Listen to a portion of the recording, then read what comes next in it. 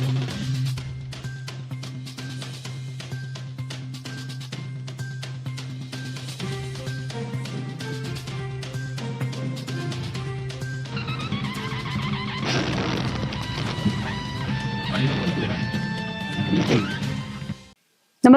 आपण पाहता हिरकणी न्यूज.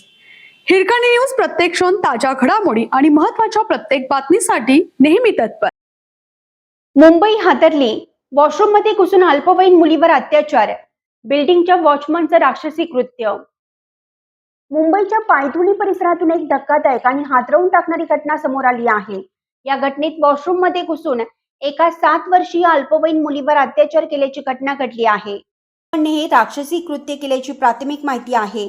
या घटनेनंतर संतप्त नागरिकांनी पायथुनी पोलीस ठाण्याबाहेर एकच गर्दी केली आणि पोलीस ठाण्याला घेराव घातला.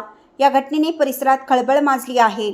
मिळालेल्या माहितीनुसार पीडित 7 वर्षीय अल्पवयीन मुलगी ही बिल्डिंगमधल्या वॉशरूममध्ये गेली होती.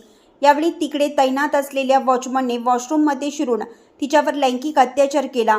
या घटनेत पीडित मुलगी गंभीर जखमी झाली असून तिला तातडीनं नजीकच्या रुग्णालयात दाखल करण्यात आले.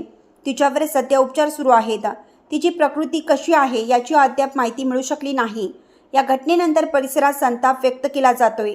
घटनेची माहिती मिळताच संतप्त नागरिकांनी पायथुनी पोलीस ठाण्याबाहेर एकच गर्दी केली आणि पोलीस ठाण्याला घेराव घातला. आरोपीला कठोर शिक्षा व्हावी या मागणीसाठी संतप्त जमावाकडून रस्त्यावर उतरून रास्ता रोको आंदोलन करण्यात आले. तसेच आंदोलकांनी पोलिसांविरोधात आणि प्रशासनाविरोधात जोरदार घोषणाबाजी केली. जमावाचा वाढता रोष आणि कायदा सुव्यवस्थेची परिस्थिती पाहता पोलीस ठाणे आणि परिसरात अतिरिक्त पोलीस बंदोबस्त तैनात करण्यात आला असून परिस्थिती नियंत्रणात आणण्याचे प्रयत्न सुरू आहेत.